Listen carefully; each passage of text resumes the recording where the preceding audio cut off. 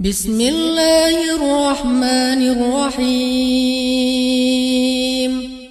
إنا أرسلنا نوحا إلى قومه أن أنذر قومك من قبل أن يأتيهم عذاب أليم. قال يا قوم إني لكم نذير مبين أن اعبدوا الله واتقوه وأطيعون يغفر لكم من ذنوبكم ويؤخركم إلى أجل مسمى إن أجل الله إذا جاء لا يؤخر لو كنتم تعلمون. قال رب إني دعوت قومي ليلا ونهارا فلم يزدهم دعائي إلا فرارا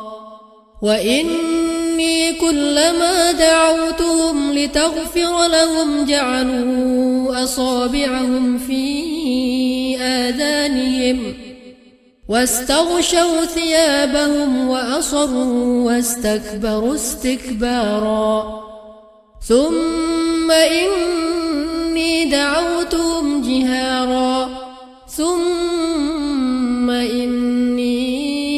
أعلنت لهم وأسررت لهم إسرارا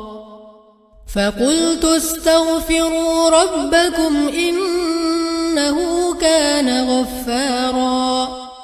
يرسل السماء عليكم مدرارا ويمددكم بأموال وبنين ويجعل لكم جنات ويجعل لكم أنهارا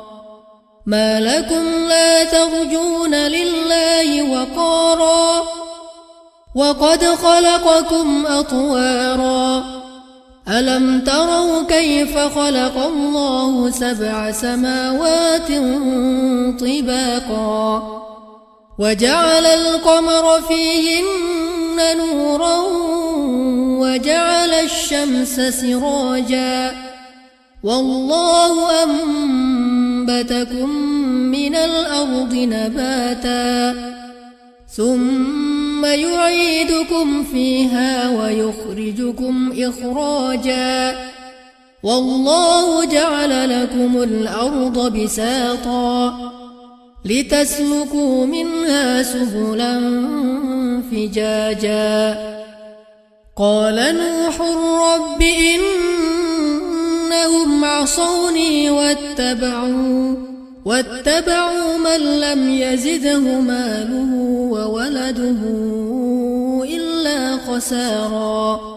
ومكروا مكرا كبارا وقالوا لا تذرن آلهتكم ولا تذرن ودا ولا سواعا ولا يغوث ويعوق ونسرا وقد أضلوا كثيرا ولا تزد الظالمين إلا ضلالا مما خطيئاتهم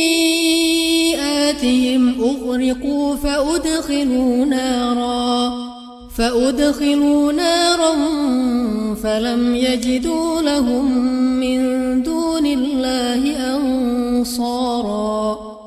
وقال نوح رب لا تذر على الأرض من الكافرين ديارا إنك إن تذرهم يضلوا عبادك ولا يلدوا إلا فاجرا كفارا رب اغفر لي ولوالدي ولمن دخل بيتي مؤمنا ولمن دخل بيتي مؤمنا وللمؤمنين والمؤمنات ولا تزد الظالمين إلا تبارا.